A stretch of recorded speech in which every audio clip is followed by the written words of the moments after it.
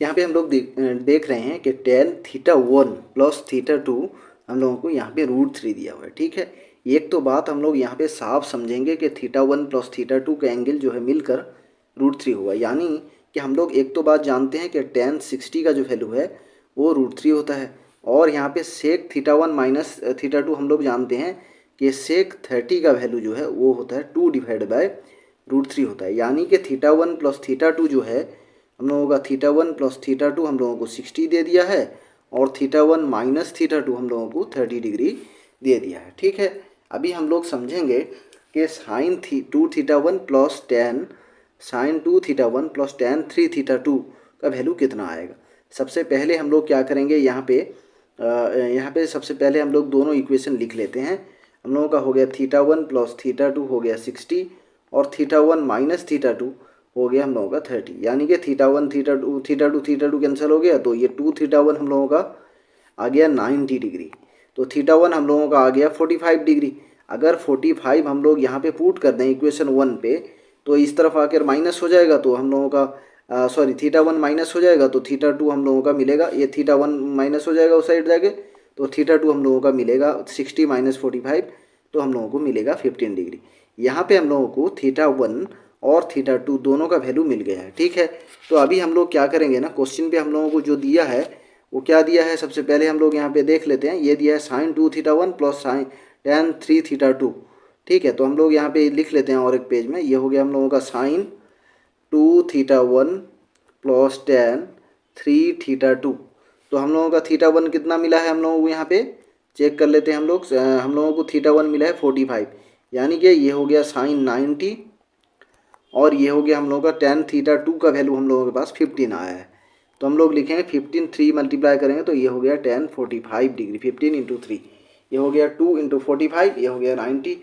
Sign 90 का value हम लोगों के पास 1 होता है, और tan 45 का वैल्यू हम लोगों के पास 1 होता है, तो 2 का जो है हम लोगों का आंसर आ जाएगा, क्योंकि साइन 0 तो 0 होता है और साइन 90 1 होता है, और tan 45 हम लोग सब जानते हैं कि 1 होता है। दोनों का वैल्यू मिलकर हम लोगों का जो करेक्ट आंसर आएगा वो 2 होगा। ठीक है, अभी हम लोगों को यहाँ पे cot a plus 1 divide by cot a 2 दिया हुआ है, मांगा है कि ये कितना होगा, cot square a plus 1 by cot square a। हम लोग एक तो बात जानते हैं, x प्लस 1 बाय एक्स अगर हम लोगों का a हो, और x square plus 1 by x square हम लोगों का होता है a स्क्वायर माइनस 2, ये फॉर्मूला है।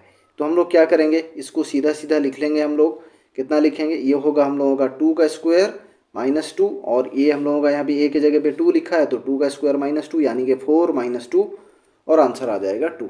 ठीक है, इस तरह से कर सकते हैं, या नहीं तो हम दूसरा मेथड अगर यहाँ पे पुट करें, तो हम लोगों का यहाँ पे दिया हुआ है cot a plus 1 divide by cot a दिया हुआ है हम लोगों को 2, यानी कि cot 45 का वैल्यू 1 होता है, तो ये हो गया हम लोगों का cot 45। अगर a का वैल्यू हम लोग 45 ले लेते हैं, तो ये हो गया 1, और 1 डिवाइड बाय cot 45 1, तो 1 प्लस 1 2 हो रहा है। इसका मतलब a हम लोगों को 45 मिला। a अगर 45 मिला, हम लोग इस वैल्यू में पुट करेंगे, तो ये cot 45 का स्क्वायर यानी कि 1 का स्क्वायर, और इसका भी 1 का स्क्वायर, तो यहाँ भी हम लोगों को 2 मिलेगा। कोई से भी मेथड से कर लें तो हम लोगों का सही है। ठीक है, फिर से यहाँ पे वही आ गया tan a plus 1 divide by tan a, यानी कि x प्लस 1 बाई एक्स हम लोगों को यहाँ पे 2 दिया, और यहाँ पे tan square plus 1 by tan square हम लोगों को मांगा, यानी कि x square plus 1 by x square मांगा। हम लोग क्या करेंगे, a स्क्वायर माइनस 2 लिखेंगे, यानी कि 2 स्क्वायर माइनस 2 यानी कि 4 माइनस 2, और आंसर आ जाएगा हम लोगों का 2। अगर हम लोगों का यहाँ पे x प्लस यहाँ पे हम लोगों को x प्लस 1 बाई एक्स हम लोगों को 2 दिया है, यानी ये दिया है, तो x square plus 1 by x square जो होता है a स्क्वायर माइनस 2 आता है आंसर। ठीक है, फिर आगे हम लोग समझते हैं दूसरा क्वेश्चन। यहाँ पे एक हम लोगों को साइन थीटा दिया है कि इफ अगर साइन थीटा हम लोगों का एक दूसरा क्वेश्चन है, हम लोग यहाँ पे बोल सकते हैं क्वेश्चन नंबर अगर 5 टू कुछ भी हो, हम लोगों का a डिवाइड बाई बी दिया हुआ है, और बोला है कि इसका वैल्यू हम लोग को कैलकुलेट करना, फाइंड हम लोग a माइनस बी डिवाइड। अगर हम लोग यहाँ पे sine a divided by b हम लोगों को एक गिवन है, और इसका वैल्यू हम लोग को कैलकुलेट करना मांगा है। ठीक है, तो सबसे पहले हम लोग a का कुछ भी वैल्यू ले लेते हैं। लेट हम लोग a 1 ले लिए और 2 ले लिए, तो ये हो गया साइन 30 का वैल्यू। अभी हम लोगों का आ गया थीटा हो गया 30। थीटा अगर 30 डिग्री हो गया, तो हम लोगों का थीटा हम लोगों का यहाँ पे आ गया 30 डिग्री। ठीक है, इसको हम लोग सब क्लियर समझते हैं। थीटा हो गया 30 डिग्री जब हो जाता है, तो हम लोगों का a बाई बी होगा 1 डिवाइड बाई 2, यानी ये होगा हम लोगों का 1 और b होगा 2।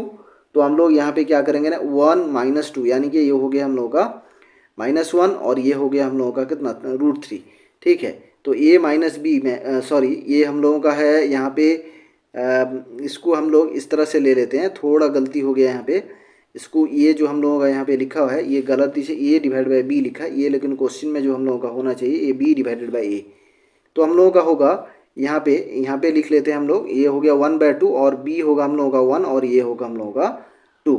तो अगर हम लोग a 2 और b 1 हो गया यहाँ पे, तो 2 - 1 तो ये हो गया 1 और ये हो गया 3 और ये हो गया हम लोगों का 3 और ये हो गया 1।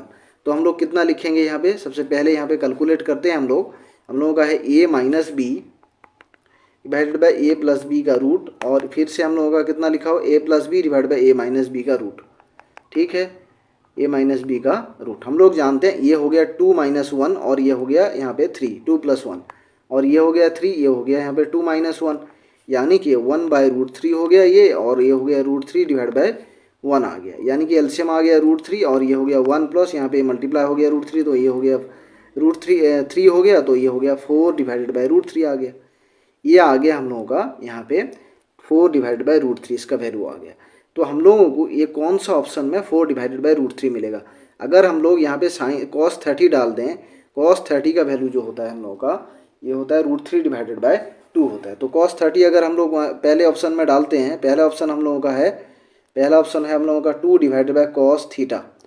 तो cos थीटा में अगर हम लोग 2 डिवाइड बाई cos 30 कर देते हैं, इसको 30 डिग्री हम लोगों का आया था सबसे पहले, तो ये हो गया हम लोगों का √3 डिवाइड बाई 2 और ये हो गया हम लोगों का 4 डिवाइड बाई √3। तो पहला ऑप्शन जो है हम लोगों का बिल्कुल सही हो जाएगा और बाकी कोई सा ऑप्शन सही नहीं है।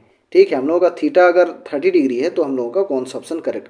अगर हम लोगों को 4 डिवाइड बाई √3 डायरेक्ट आंसर देता तो हम लोग यहाँ पे 4 डिवाइडेड बाई √3 ही खोज लेते, लेकिन 4 डिवाइड बाई √3 नहीं दिया है, यानी कि हम लोगों को ऑप्शन से फिर से कैलकुलेट करना होगा 2 डिवाइड बाई cos थीटा का वैल्यू, यानी cos 30 डिग्री का वैल्यू जो है हम लोगों का 4 डिवाइडेड बाई √3 बनता है। ठीक है।